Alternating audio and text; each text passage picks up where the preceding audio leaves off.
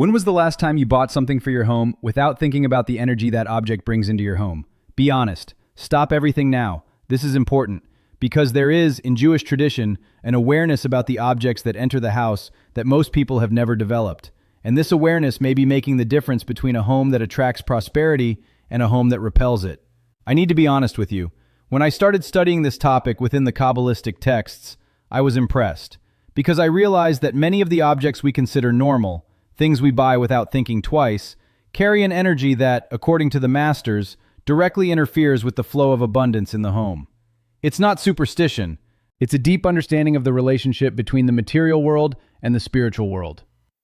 In my family's tradition, there is a story about my great-aunt Miriam, who arrived in Brazil around 1933, coming from Czechoslovakia. She was known for being extremely careful with everything that entered her home, not because she was controlling, but because she was wise.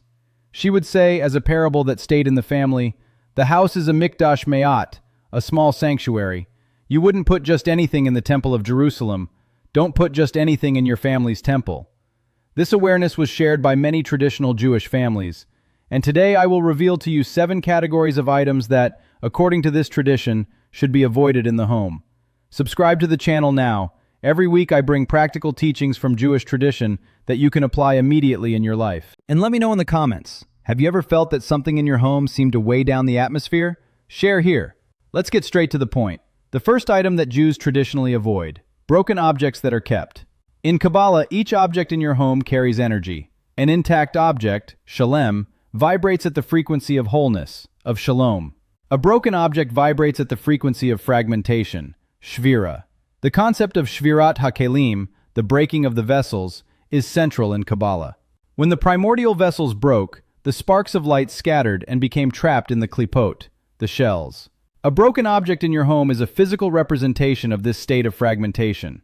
This does not mean throwing away everything that has a scratch. It means, if it is broken and will not be repaired, do not keep it. The energy of, "I intend to fix it one day," is an energy of stagnation, akava, that contaminates the flow of the home. Second item: stopped clocks. Time, zman, in Jewish tradition is sacred. Every moment is a unique opportunity. A stopped clock in the house is a powerful symbol of time stopped, of life stagnated. Kabbalists teach that the flow of Parnassa is connected to the flow of time. When time symbolically stops in your home, prosperity stops as well. If you have a stopped clock on your wall, on your shelf, in your drawer, fix it or remove it. It's simple, but significant. Third item: clothes that you haven't worn in over a year. In tradition, clothes, begadim, represent the wrappers of the soul. Clothes that you don't wear are like old layers of your identity that you carry unnecessarily. They take up space, both physical and energetic.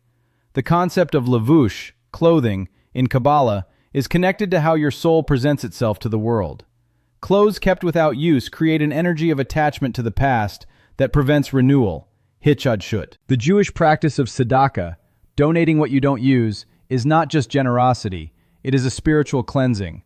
When you donate clothes you no longer wear, you are making space for new blessings to enter. Fourth item: knives exposed during the night. This is a very specific tradition that is little known outside observant circles. The Talmud and Kabbalistic sources teach that knives and sharp objects exposed during the night attract energies of din, strict judgment. Night, in Kabbalah, is the time when the forces of Gevura intensify. Sharp objects amplify this energy. The traditional practice is to keep knives in drawers or cover them before sleeping. It is not fear, it is energetic awareness. It is the same principle by which we cover the chalot on the Shabbat table, to protect and honor. Fifth item: broken or worn mirrors. The mirror, Mara, in Kabbalah represents the reflection of the soul. How you see yourself affects how the universe sees you. A broken, stained, or distorted mirror reflects a fragmented image of who you are. And according to the Kabbalists, when your self-image is fragmented, your ability to receive is compromised. It's not that the broken mirror brings bad luck. It's that keeping a mirror that distorts your image is maintaining a distorted representation of yourself in your sacred space. Replace it. Invest in clean and whole mirrors. Sixth item: excessive dead or artificial plants. In tradition, living nature, teva, is a direct manifestation of God's creative energy. A living plant in the home brings chiyut, vitality. A dead plant is the opposite. It is death energy in the space of life. Keep live and cared for plants. If a plant has died, remove it immediately.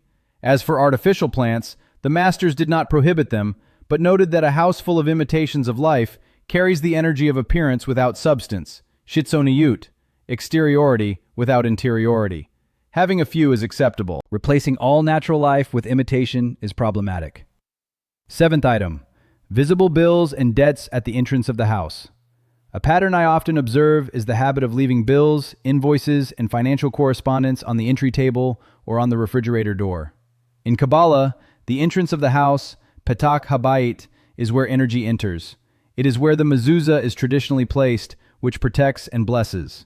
When the first thing you see upon entering your home is a pile of bills, you are programming your mind for scarcity every time you cross the threshold. The practice is simple. Organize the bills in a specific place, out of sight from the entrance. Don't ignore, organize. There is a difference between denying debts and not allowing them to visually dominate the sacred space of your home's entrance. Imagine someone like Claudia, a 50-year-old housewife who constantly felt tired and unmotivated within her own home. When a person begins to do this conscious cleaning, removing broken objects, fixing clocks, donating clothes, organizing the entrance, what usually changes first is not the bank account. It's the feeling inside the home. The house becomes lighter, and a lighthouse is a house where prosperity finds space to land. Now, the implementation practice. I will give you a 7-day plan. Day 1. Walk through the house and identify all broken objects. Fix what you can. Discard what cannot be fixed. Day 2. Check all clocks. Fix or remove the ones that are stopped. Day 3. Review your wardrobe. What you haven't worn in a year, set aside for donation. Donate with kavana, the intention to bless those who will receive it. Day 4. Organize knives and sharp objects. Establish the habit of putting them away before sleeping. Day 5. Check mirrors. Clean, fix, or replace the damaged ones. Day 6. Take care of the plants. Remove the dead ones. Water the living ones. Consider reducing artificial ones. Day 7. Reorganize the entrance of the house. Remove visible bills. Clean the space. If you have a mezuzah, take a moment to touch it and thank for the protection. For those who want a complete guide on home spirituality in the Jewish tradition, I have dedicated material on this topic in the link in the description. The warning: this is not ordinary house cleaning. It is tikkun habayit, rectification of the home. Treat it seriously, but without obsession. The goal is not perfection, it is awareness. It is knowing that each object in your space has energy, and that you consciously choose what stays. If you do the 7-day cleaning and notice a change in the environment, lightness, clarity, disposition, come back here and share. These reports are precious for the whole community. Let's recap. 7 categories of items to avoid or correct in the home: broken objects, stopped clocks, unused clothes, knives exposed at night, damaged mirrors, dead plants or excess artificial ones, and visible bills at the entrance. Each one is based on Kabbalistic tradition and impacts the flow of energy in your sacred space. My dear, as my great-aunt Miriam used to say, may the Eternal bless your home and all that dwells within it. May each room be filled with shalom, peace, and shefa, abundance. May the objects in your home serve the purpose of uplifting, not weighing down. And may you feel that you are entering a mikdash me'at, a small sanctuary where heaven touches earth as you cross the threshold of your home. Ken yehi ratzon, so be it. Amen. Leave a like, subscribe, share with someone who needs to renew their home, and tell me, which of these 7 items have you discovered in your house? In the next video, I will reveal 5 things that Jews never buy, and why avoiding these items keeps the energy of prosperity intact. Don't miss it. Shalom Aleichem.